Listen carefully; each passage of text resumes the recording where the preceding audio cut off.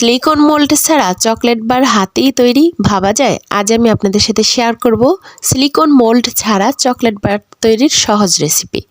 আসসালামু আলাইকুম everyone, welcome to my channel Sadi's kitchen with Barishal. আজ আমি আপনাদের সাথে শেয়ার করছি মাত্র 3টা ডিম দিয়ে 1.5 pound chocolate birthday cake recipe. এর মধ্যে থাকবে কিভাবে আপনারা চকলেট গানাশ দিলে সহজে গলে যাবে না, এবং এই যে সোনালি ডাস্ট কালারগুলো আছে সেগুলো কিভাবে ডাস্ট করবেন আপনারা। আর এগুলোর সব টিপস থাকবে যেভাবে করে পুরো চকলেটে কেকটাকে মোড়ানো যায় এবং গলে গলে পড়বে না। সব কিছুই আমি A to Z দেখিয়েছি এবং গরমে গলে যাবে না। সকল টিপস থাকবে আজকের কেকের রেসিপিটিতেও। আশা করছি সম্পূর্ণ ভিডিওটি আপনারা দেখবেন, টেনে টেনে দেখবেন না, তাহলে অনেক টিপস মিস করবেন। চলুন কথা না বাড়িয়ে শুরু করা যাক। প্রথমেই আমরা শুকনো উপকরণগুলোকে মেপে নেব। এর জন্য আমি প্রথমেই একটা চালনি নিয়েছি। এই চালনিটা অবশ্যই নেওয়ার চেষ্টা করবেন।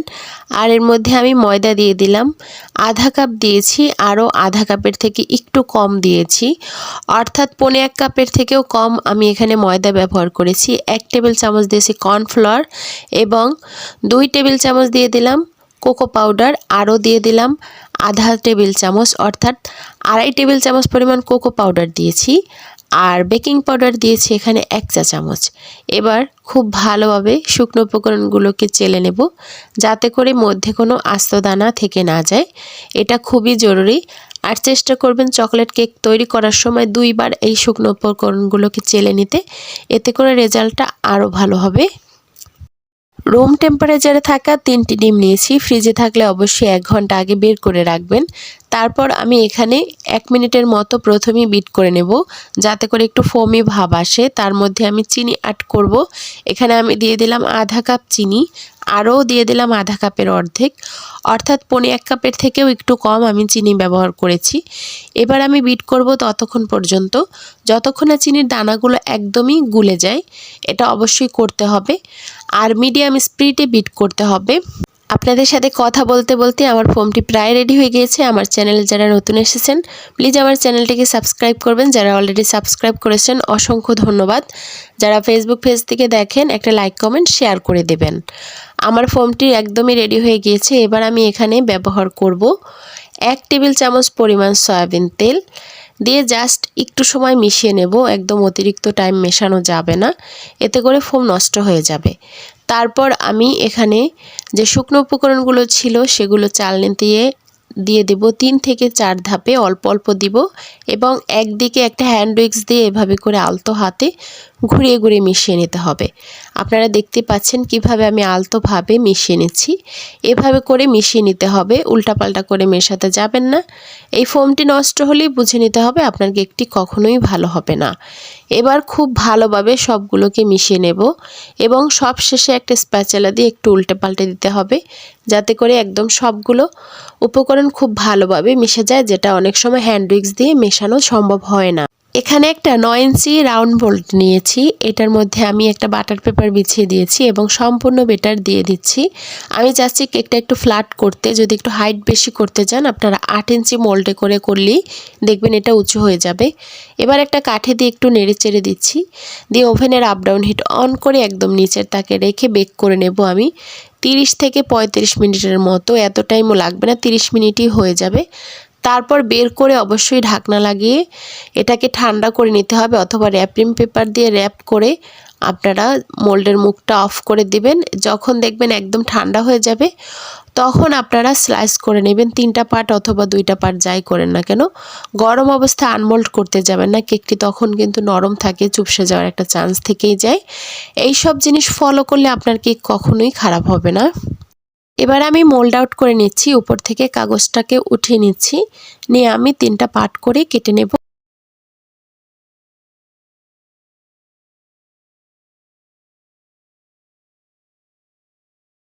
তিনটা পার্ট করে কেটে নেওয়া হয়ে গিয়েছে। এবার আমি ডেকোরেশন করে নেব। এর জন্য এখানে আমি একটা 9 ইঞ্চি নিয়েছি কেক, আর 10 ইঞ্চি নিয়েছি একটা হোয়াইট বোর্ড। তার মধ্যে নিচে একটু ক্রিম লাগিয়ে নিলাম, উপরে সবার উপরে যে স্লাইসটা ছিল সেটা সবার নিচে দিয়ে দিলাম, দিয়ে এর মধ্যে কিছু সুগার সিরাপ দিয়ে দিচ্ছি। আর যে সুগার সিরাপটা আপনারা দেখতে পাচ্ছেন, এই চকলেট কেকের জন্য এই সুগার সিরাপটা অবশ্যই দরকার, না হলে যে চকলেট কেকের সুন্দর একটা ডার্ক কালার সেটা কিন্তু আসে না এবং টেস্টও ভালো আসে না। আমার অলরেডি আমার চ্যানেলে আপলোড করা আছে chocolate sugar syrup, chocolate ganache এবং হুইপ ক্রিমের রেসিপি। আমি ডিসক্রিপশনে লিঙ্ক দেওয়া থাকবে, আপনারা অবশ্যই দেখে নেবেন। চকলেট কেকের জন্য এটা অবশ্যই ব্যবহার করতে হবে, নাহলে আপনার কখনোই কেকটি ভালো হবে না। এবার আমি চকলেট সুগার সিরাপ দিয়ে দিচ্ছি। চকলেট সুগার সিরাপ দেওয়া হয়ে গেলে হুইপ ক্রিম দিব। হুইপ ক্রিম দেওয়া হয়ে গেলে তার মধ্যে কিছু চকলেট গানাশ দিয়ে ক্রিমটাকে মেখে নিতে হবে, এতে করে ক্রিমের টেস্ট অনেক ভালো আসবে। চকলেট কেক যেহেতু, এই কাজটা অবশ্যই করবেন। আর প্রত্যেকটা পার্ট এভাবে করে সম্পূর্ণ করতে হবে। চকলেট সুগার সিরাপ দিবেন, তারপর whip cream, chocolate ganache add করতে পারেন। এর মাঝখানে আপনারা চাইলে চকলেট কুচি কুচি করেও ব্যবহার করতে পারেন, যার যেমন খুশি যে যেভাবে করতে চান এভাবে করে দিবেন। আর হুইপ ক্রিম সবসময় কম ব্যবহার করার চেষ্টা করবেন কেকের লেয়ারের মাঝখানে। আমি প্রত্যেকটা রেসিপিটি বলে থাকি যে এই হুইপ ক্রিম কম দেওয়ার চেষ্টা করবেন, নাহলে অনেক সময় ক্রেতারা কিন্তু আপনাকে বলবে যে হুইপ ক্রিম বেশি দিয়েছেন, কেক কম দিয়েছেন। তো এই কাজটা অবশ্যই করবেন। আর এভাবে করে আমি একটু সাইড থেকেও যে ক্রিম আছে সেগুলোকেও লাগিয়ে নিচ্ছি, যাতে করে যদি কোনো দানা দানা থাকে সেটা ফাইনাল ফিনিশিংয়ের সময় উঠে না আসে। আর এই দেখুন আমি এই যে চকলেট গানাশটা দিয়ে দিচ্ছি, এভাবে করে দিয়ে মেখে নিতে হবে এবং প্রত্যেকটা ধাপ আমি সম্পূর্ণ করব এভাবে করে।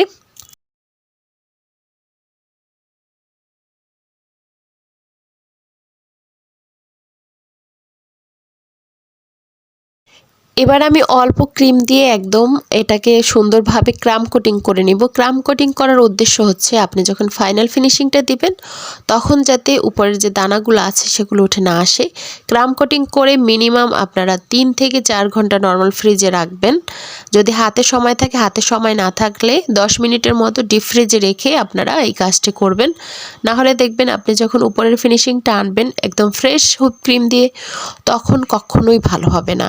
আমিও প্রায় 2 থেকে 3 ঘন্টা আগে চকলেট কেকটি ক্রাম কোটিং করে নর্মাল ফ্রিজে রেখেছিলাম, তারপর বের করে নিয়েছি। বের করে নেওয়ার পরে আমি একটা পাইপিং ব্যাগের মধ্যে হোয়াইট হুইপ ক্রিম ভরে নিয়েছি, নিয়ে এভাবে করে পাশ থেকে দিয়ে দিলাম, দিয়ে একটা প্লেট নাইফ দিয়ে একটু সমান করে দিচ্ছি। উপর থেকেও দিব, দিয়ে আমি সমান করে নেব এবং একটা ভিজিটিং কার্ড দিয়ে সাইড থেকে ফিনিশিং আনবো এবং উপর থেকে আমি একটা ব্রেড নাইফ দিয়ে ফিনিশিং আনবো। ব্রেড নাইফ দিয়ে উপর থেকে ফিনিশিংটা আনতে খুবই সহজ হয়।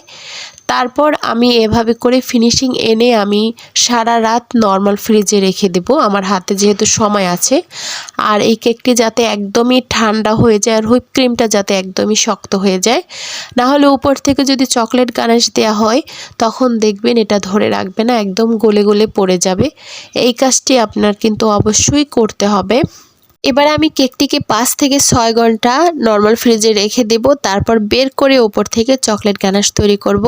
আর এরই মাঝে আমি আপনাদের সাথে দেখিয়ে দিচ্ছি কিভাবে আপনারা সিলিকন মোল্ড ছাড়া এই রিং চকলেট বারগুলো তৈরি করবেন। এই মুহূর্তে আমার এগুলো ছিল না, এই যে চকলেট বার তৈরি করার জন্য অনেক সময় অনেক কিছু হাতের কাছে থাকে না, সেগুলো আমি হাতেই তৈরি করে নিই। তারপর আমি অর্ডার করেছি ওগুলো আনার জন্য। এবার আপনারা দেখতে পাচ্ছেন আমি কিছু চকলেট মেল্ট করে নিয়েছি। আর চকলেট মেল্ট করার নিয়ম হচ্ছে, আমার আরও টপারের রেসিপি আছে, ডেসক্রিপশনে দেওয়া থাকবে, আমি আপনাদেরকে দেখিয়ে দেব। তারপর এখানে একটা নার্সারির কাগজ দেখতে পাচ্ছেন শক্ত, তার মধ্যে আমি চকলেট এভাবে করে দিয়ে একটু চেপে চেপে দিচ্ছি, দিয়ে তার মধ্যে কুকি কাটার দিয়ে উপর থেকে একটু চাপ দিচ্ছি, মানে চাপ দিলে দেখবেন চকলেটটা একটু আলাদা হয়ে যাবে। হয়ে যাওয়ার পরে নর্মাল ফ্রিজে 10 মিনিটের মতো রেখে দিলেই দেখবেন শক্ত হয়ে যাবে। আর এভাবে করে সুন্দর সুন্দর রিং চকলেট বার হয়ে যাবে। কিছু কিছু আইডিয়া আছে, নিজেরা চেষ্টা করলেই কিন্তু পারা যায়, খুব সহজে ব্যর্থ হওয়া যায় না। এবার এগুলো একটু ধরে রাখতে পারে, তখন আমি এভাবে করে ছোট একটা প্লেট নাইফ দিয়ে উঠিয়ে নিচ্ছি, সাইড থেকে আস্তে আস্তে করে একটু ঘুরিয়ে ঘুরিয়ে কেটে নিচ্ছি। নেয়ার পরে দেখুন সুন্দরভাবেই কিন্তু আমার টপারগুলো হয়ে গিয়েছে। এবার আমি কেকটিকে 6 ঘন্টা পর বের করে নিয়েছি, নিয়ে এখানে আমি চকলেট গানাশ দিয়ে দিচ্ছি। যেহেতু কেকটি প্রচুর ঠান্ডা, যার কারণে এই চকলেট গানাশটা তুলনামূলক একটু পাতলা করতে হবে। পাতলা করে ওপর থেকে সাইড থেকে দিয়ে দিচ্ছি। আর এই কাজটি অন ক্যামেরায় সব সময় কিন্তু করা যায় না। অনেক সময় দেখা যায় কি চকলেট ঠিকমতো লাগে না, উপর থেকে লাগলেও সাইড থেকে লাগে না, তখন বারবার ফ্রিজে রেখে আবার বের করে বারবার সাইড থেকে পাইপিং ব্যাগ থেকে দিয়ে তারপরে সুন্দর ফিনিশিংটা আনতে হয় এই চকলেট কেকের। যার কারণে আমি প্রথমেই যখন দেখি যদি একটু সাইড থেকে কম লেগে থাকে তখন আবার ফ্রিজে রেখে ওইটা সেট করে বের করে আবারও দিয়ে দিই। তো এভাবে করে দিয়ে দিলেই কিন্তু আপনার খুব সহজে এভাবে করে চকলেট কেকগুলো হয়ে যাবে। উপর থেকে যে আমি রেখাটা টেনে নিয়েছি, আমি এখানে হুইপ ক্রিম ভরে নিয়েছি একটা পাইপিং ব্যাগের মধ্যে চিকন করে ভরে নিয়ে এভাবে করে রেখাটা টেনে দিলাম যেভাবে ডিজাইনটা ছিল।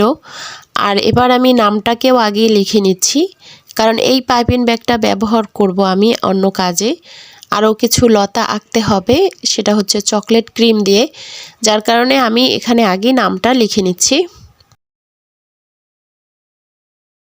এবার আমি একটা রোজ নজেল নিয়েছি, তা দিয়ে আমি একটা গোলাপ তৈরি করে নিচ্ছি এভাবে করে।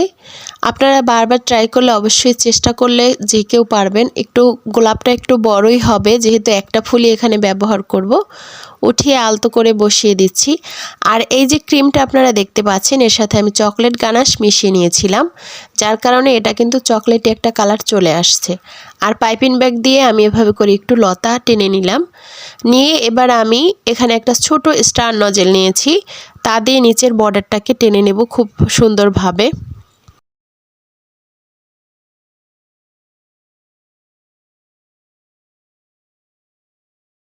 বর্ডার টানা হয়ে গিয়েছে, এবার আমি টপারগুলোকে বসাবো। টপারগুলো বসানোরও কিছু নিয়ম থাকে। ছোট একটা চাকু দিয়ে আমি একটু ছিদ্র করে নিচ্ছি এবং এই টপারগুলোকে বসিয়ে দিচ্ছি যাতে করে এটা নড়ে চড়ে না যায়। যেহেতু কেকের উপরের পাটটা একটু শক্ত থাকে সেহেতু কিন্তু এগুলো জোড়াজুড়ি করে দিতে গেলে ভেঙে যাবে। আর এবার আমি যে ছোট ছোট যেগুলো ছিল, যে চকলেটের মধ্যে যেগুলো বের হয়েছে সেগুলোও দিয়ে দিলাম লতাগুলোর উপরে। আর উপর থেকে ডাস্ট করে দিচ্ছি গোল্ডেন ডাস্ট কালার। আর প্রথমে আমি ব্রাশ দিয়ে চেষ্টা করেছিলাম, সেটা দেখা গেছে যে কেকটি নষ্ট হয়ে যাওয়ার একটা চান্স আছে ফুলগুলো, যার কারণে হাত দিয়ে একটু এভাবে করে একটু ছিটিয়ে ছিটিয়ে দিলাম। দেওয়ার পর উপরে ডাস্ট হয়ে গেছে। আর উপর থেকে আমি একটা ছোট পাতা নজেল দিয়ে আমি যে লতার পাশে পাতাগুলোকে আঁকিয়ে নিয়েছিলাম। আশা করব আমার আজকের টিপস অ্যান্ড ট্রিকগুলো আপনাদের কাছে অনেক ভালো লেগেছে। ভালো লেগে থাকলে অবশ্যই একটা শেয়ার করে দিবেন। আজকের মতো এখানেই বিদায় নিচ্ছি, আবারও ফিরবো নতুন কোনো রেসিপি নিয়ে। ততক্ষণ পর্যন্ত সবাই ভালো থাকুন, সুস্থ থাকুন, নিরাপদে থাকুন। আসসালামু আলাইকুম।